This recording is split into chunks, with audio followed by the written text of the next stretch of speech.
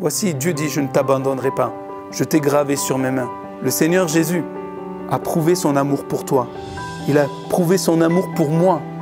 Et son désir, c'est encore te montrer la manifestation de son amour et te dire, comment puis-je t'oublier si j'ai donné ma propre vie pour toi? Aujourd'hui, je pense à toi.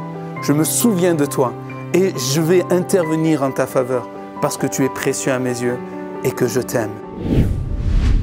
Bonjour à chacun, j'espère que vous allez bien.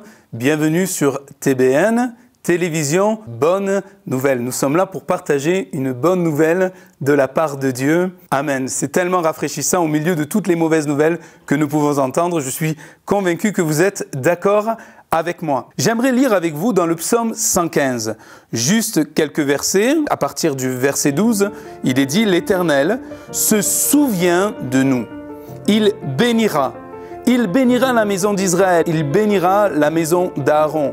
Il bénira ceux qui craignent l'Éternel, les petits et les grands. L'Éternel vous multipliera ses faveurs à vous et à vos enfants. Soyez bénis par l'Éternel qui a fait les cieux et la terre. Amen. J'aimerais juste m'arrêter sur cette expression que nous trouvons ici.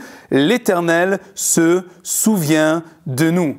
Quelle bonne nouvelle de savoir que Dieu ne nous oublie pas. Vous savez, dans la Bible, il y a dans plusieurs passages auprès de différentes personnes, dans différentes circonstances, cette expression qui revient, que j'aimerais partager avec vous, où il est écrit « Dieu se souvint d'eux » et ensuite il y a un prénom.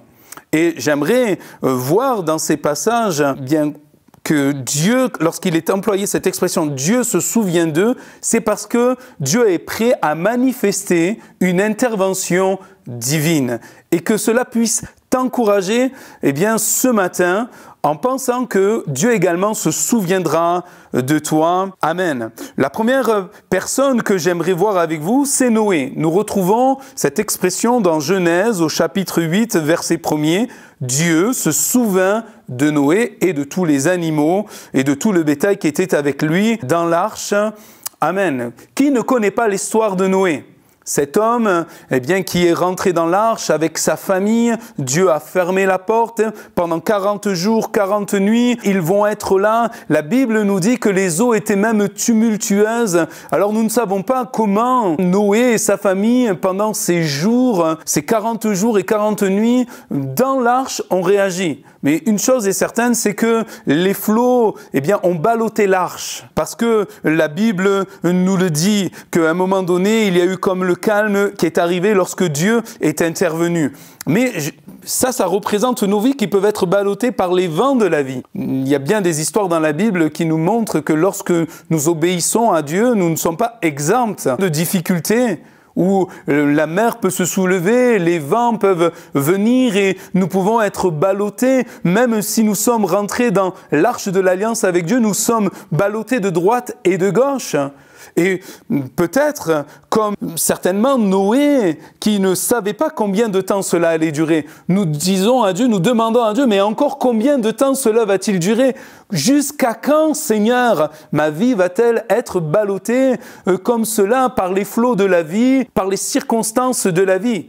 Mais Dieu s'est souvenu de Noé et de sa famille. Amen. Il est dit que l'Éternel va souffler et que là, les eaux vont se calmer. Dieu fit passer un vent. Il y a eu comme une action, pour moi en tout cas, c'est l'image comme une action de l'Esprit qui est arrivée. Et alors tout s'est calmé, un peu comme Jésus s'est levé dans la barque et a parlé, a dit un mot. Et alors tout s'est calmé. Dieu s'est souvenu. Et Dieu se souviendra de toi. Peut-être tu passes par toi aussi ce moment où ta vie elle est ballottée de droite et de gauche. Mais vous savez, la Bible nous dit que, alors qu'il y avait le déluge, Dieu était sur son trône. Il régnait. Tout était sous contrôle. Il y a un vieux chant qui nous dit « Notre Dieu règne encore et jamais son amour ne s'endort ». Et c'est toujours une réalité. La deuxième personne que j'aimerais voir avec vous, c'est Abraham. En tout cas, Abraham et Lot. Il est dit, Genèse 19, que lorsque Dieu détruisit les villes de la plaine, il se souvient d'Abraham. Et il fit échapper Lot du milieu du désastre par lequel il bouleversa les villes où Lot avait établi sa demeure. Là aussi, c'est une histoire connue. Lot s'est séparé de son oncle Abraham pour aller vers une ville païenne. Et là, on sait comment il a été entraîné. Mais Abraham, qui est fidèle à Dieu, lui, il a intercédé. C'était un intercesseur. Il priait. Et j'aimerais vous dire que Dieu se souvient de nos prières, de ce combat que nous menons, vous et moi, pour les nôtres, pour nos familles, pour nos enfants. Dans ce texte des psaumes, nous avons vu où il est dit « Il bénira les enfants ». Amen. Et Dieu veut bénir vos enfants. Dieu veut bénir votre parenté. Il se souvient de vos prières. Il se souvient de vos combats. Et quand il est dit « Il se souvient », c'est parce qu'il veut intervenir. Il veut qu'il y ait un avant et un après. Dieu n'a pas regardé à Lot. Il n'a pas regardé à ses penchants, à ses mauvaises choses qu'il faisait, à ses mauvaises décisions, mais à cause d'Abraham qui priait, Dieu s'est souvenu et Dieu a étendu sa main. La dernière personne que j'aimerais voir avec vous rapidement, c'est Sarah. Sarah, où il est dit dans Genèse 21, l'Éternel se souvint de ce qu'il avait dit à Sarah et l'Éternel accomplit pour Sarah ce qu'il avait promis. Dieu certainement t'a fait une promesse. Tu as entendu la voix de Dieu te parler, il t'a dit quelque chose à toi de particulier, ce n'est pas les autres, ce n'est même pas une prophétie donnée par quelqu'un, mais c'est Dieu qui t'a parlé par sa parole. Il est dit que Dieu se souvient de ce qu'il avait dit à Sarah, parce qu'il n'oublie pas. Il n'oublie pas ce qu'il t'a dit, il accomplira.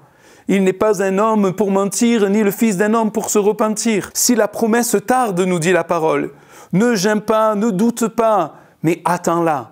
Parce qu'elle s'accomplira certainement. C'est ce que nous dit la parole de Dieu. Il y aurait encore bien d'autres personnes. Nous aurions pu parler de Rachel, nous aurions pu parler de Anne, aussi où il est écrit que Dieu se souvint d'eux et il accomplit à leur égard ce qu'il avait dit. Il accomplit à leur égard ce qu'elles attendaient, les désirs de leur cœur, parce que leur désir était bon.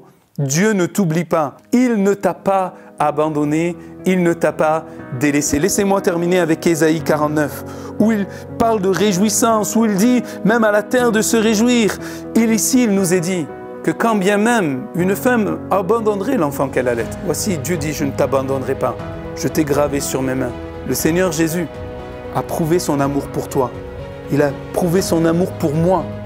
Et son désir, c'est encore te montrer la manifestation de son amour et te dire, comment puis-je t'oublier si j'ai donné ma propre vie pour toi?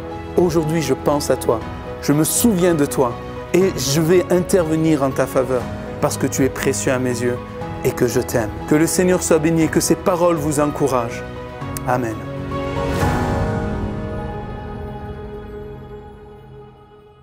Shalom, j'espère que vous avez aimé cette vidéo. Abonnez-vous pour ne pas rater nos programmes. Merci de faire partie de notre famille TBN. Que Dieu vous bénisse. Shalom de Jérusalem.